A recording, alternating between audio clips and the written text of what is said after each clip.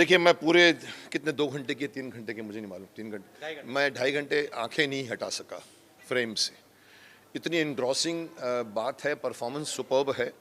और मैं तारीफ़ देना चाहूँगा, तारीफ़ करना चाहूँगा विवेक अग्निहोत्री का, जिसने 30 साल से पुराना 30 साल पुराना सत्य, तू इधर आ, एक में भैया, एक उधर, एक उधर से तो मैं विवेक जी की तारीफ करना चाहूँगा, जिन्होंने 30 साल पुराना सच लोगों के सामने लाया।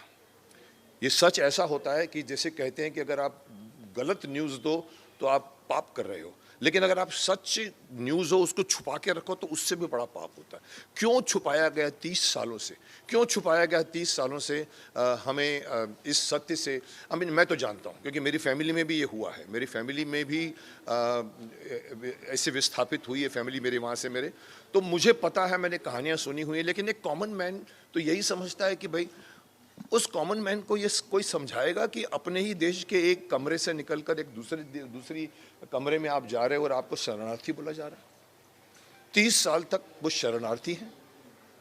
पाकिस्तान से आए तो समझ में आता कि चलो पाकिस्तान से आए तो आप शरणार्थी हैं, लेकिन मेरे देश में से कश्मीर, जिसमें मैं हर साल जाता था, एवरी सेकेंड ईयर मेरे बड़े भाई साहब हमें श्रीनगर लेके जाते थे, पहलगाम लेके जाते थे। उसके जैसी जगह नहीं है हिंदुस्तान में, उसके अंदर हम रहते हैं। वहाँ धीरे धीरे, कभी कभी मुझे याद है उस वक्त कुछ लोग कहते थे कि ये लोग ये जो बेचते हैं ना, जो चेरी वेरी, वो पूछते हैं अरे हिंदुस्तान से आए हो? अब वहाँ पहली बार लगा था कि कहीं ना कहीं कुछ गड़बड़ है, और ये गड़बड़ इतनी बड़ी लेवल पे गई है। मुझे हैरानी है कि किसी ने, और मुझे सरकार से भी हैरानी है, सरकार को भी मैं दोषी ठहराऊंगा कि क्यों आपने 30 सालों तक इन लोगों को वापस उनके घर तक नहीं पहुँचाया, क्यों नहीं घर दिया उनको, क्यों? और अगर मोदी जी ने भी कहा था अपने 2014 के इलेक्शन जब जीत कर आए थे, बोला मैं हिंदू पंडितों को स्थापित करूंगा। मैंने कहा था अगर ये कर जाएंगे ना तो ये सुपर हीरो बन जाएंगे, शक्तिमान बन जाएंगे, लेकिन नहीं हुआ। आपने भी रिव्यूज़ देखे होंगे, इवन कॉमन मैन के रिव्यूज़ भी ऐसे आ रहे हैं। आई थिंक ये एक प्रमोशन पूरी पब्लिक करे और पब्लिक देखे, और मैं समझता हूँ ये फिल्म बहुत बड़ा ब्लॉकबस्टर बने, क्योंकि ये एक मकसद, एक छूटा हुआ लक्ष्य जिसको सरकार भी भूल गई है। जब हुई थी, मैं समझता 90 उस वक़्त सरकार कोई और थी, उस वक़्त नहीं हुआ। उसके बाद भी सरकार आई, फिर भी नहीं कुछ हुआ। लोग अपने अपने जगह पर रहे, क्यों? So I hope that this film reaches to masses and it reaches to everybody. It is reaching globally. मैंने सुना इवन वर्ल्ड में भी लोग रिएक्ट कर रहे हैं, बिकॉज ये वर्ल्ड क्लास फिल्म बनी है। ये हमारे कॉमन 300 करोड़ की फिल्म नहीं है। 200 करोड़ की एक फिल्म अभी भी रिलीज़ हुई है जिसका नाम राधे श्याम, नाम इतना अच्छा रखा है, बट मैंने उसका भी रिव्यू पढ़ा तो थोड़ा सा निराशाजनक बात की। पैसे खर्च करने से फिल्म नहीं बनती। शक्तिमान पैसे खर्च करके नहीं बनी थी, स्टोरी थी ये। यस, और कोई मुद्दा ऐसा है जो अभी तक आपको लग रहा है कि छुपा हुआ है, लोगों के सामने आनी चाहिए, फिल्म बननी चाहिए उस पे? और मुद्दा बिसाइड्स दिस कश्मीर, कश्मीर और भी कोई ओवरऑल कोई भी ऐसा मुद्दा जो जानना जरूरी है देश कश्मीर के बारे में कि कश्मीर या कोई भी देश में कोई भी मुद्दा उठा लीजिए साहब। ऐसे तो बहुत मुद्दे हैं सबसे स्पेशल लग रहा हो कि बहुत लेट हो रही है, उस पर आनी चाहिए। जैसे आप कह रहे हो कि भी आर्टिकल 370 आ गया है, उसको हटाने की कोशिश की जा रही है। It has to be. मैं कई चीज़ें ऐसी हैं जो हमारे देश के प्राइम मिनिस्टर तक पहुंचनी चाहिए, नहीं पहुंचती। बहुत से मुद्दे हैं। हॉस्पिटलाइजेशन का सिस्टम चेंज होना चाहिए, एजुकेशन का सिस्टम चेंज होना चाहिए, एजुकेशन फ्री होनी चाहिए, हॉस्पिटलाइजेशन फ्री होना चाहिए। आज अगर हम, हमारे देश की एक ही भाषा होनी चाहिए जिसको हम कहते हैं हिंदी है, और लोग कहते हैं नहीं साहब साउथ उसको वो करता है, अपोज करता है। साहब करने दो ना, क्या हमारा देश एक है? हमारा देश साउथ ईस्ट वेस्ट नॉर्थ नहीं है। वल्लभ भाई पटेल एक सार्वभौमिक राष्ट्र बनाकर गए थे ना, एक राष्ट्र। उसमें अगर बीच में अगर उधर से ममता वहाँ से कुछ बोले, साउथ वाले कुछ बोले, केरला वाले कुछ बोले, और सरकार चुप रहे, नहीं साहब चुप कराइए, डंडे से चुप कराइए उनको। मैं ओपनली बोलता हूँ, देश में अभी एक ऑनेस्ट डंडा चाहिए। अच्छी बातें पास नहीं होती, पार्लियामेंट में करोड़ों रुपये का लॉस हो जाता है, कुछ काम नहीं होता। तो वो करने की ज़रूरत है, एक पावरफुल सरकार। इसलिए मैं कहता हूँ कल इलेक्शन जो आया, यूपी का इलेक्शन, वो सिर्फ बीजेपी की जीत नहीं है, देश की जीत है। प्रचंड बहुमतों से आया। मैं चाहता हूं कि एवरी स्टेट में हमें रूलिंग सरकार, मैं इसलिए नहीं बोलता हूं कि मैं बीजेपी का हूं या मैं कांग्रेस का नहीं हूं या सपा का नहीं हूं। मैं इसलिए बोलता हूं कि देश को एक स्थिर सरकार चाहिए।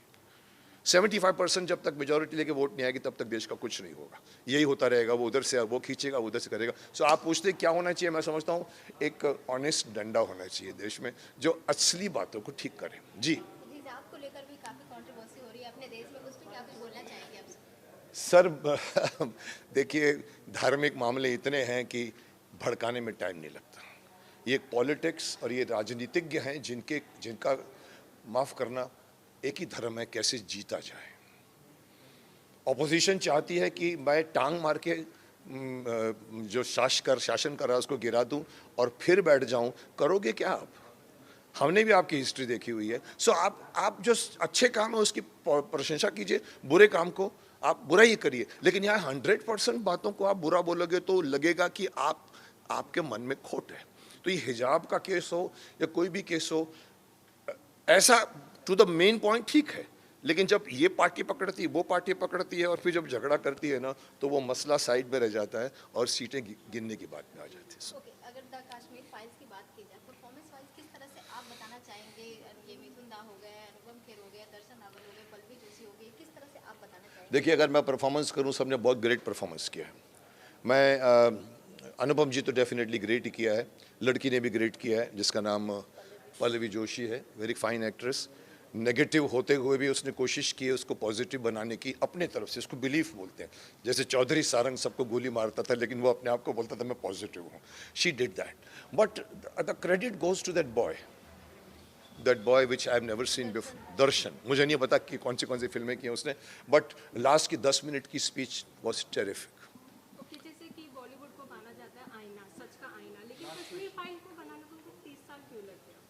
सर देखिए बहन जी, आपको एक बात बताऊं, एक ज़माना था जब 2 बीघा ज़मीन बनती थी, गुमराह बनती थी, दहेज के ऊपर फिल्म बनती थी और हम कहते थे फिल्में जो हैं वो समाज का आईना है। आजकल फिल्में एक प्लेटफॉर्म हो गई है लोगों को बिगाड़ने के लिए, अपनी बात कहने के लिए।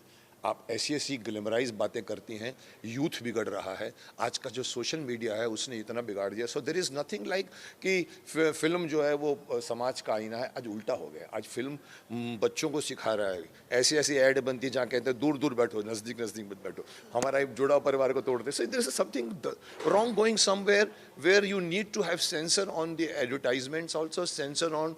मैं तो आपके सामने मुंह पे बोलता हूँ, आपके न्यूज़ चैनल्स को भी सेंसर करना चाहिए क्योंकि आप नेगेटिव न्यूज़ बहुत दिखाते हो। ओके, जैसे कि जिन्होंने कश्मीर फाइल मूवी देखी, जो कश्मीरी पंडित थे, वो काफी जो रो पड़े थे, आप कितना फील करते हैं उनके पेन को? मैं कश्मीरी नहीं हूँ, मैं हिंदुस्तानी हूँ और हिंदुस्तानी के हिसाब से मेरा दिल बहुत टच किया है। मेरे घर में एक मेरे भतीजे की वाइफ वहाँ से श्रीनगर से उनके परिवार को भागा है, तो मुझे रियलिटी मालूम है। आंसू आए नहीं बट अप्रिसिएशन मेरे को बहुत आया। एक चीज़ में तालियां बजी थी लास्ट में जो फिल्म की, उसमें मेरी भी एक ताली थी।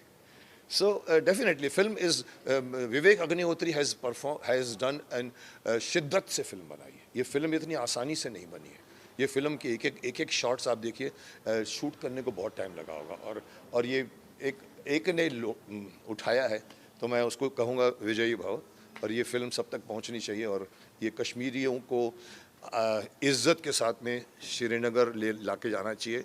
मिलिट्री के टैंक्स खड़े कर दो सामने और उनको प्रोटेक्शन दो। I hope this film is a start. Okay, thank you so much. Welcome sir.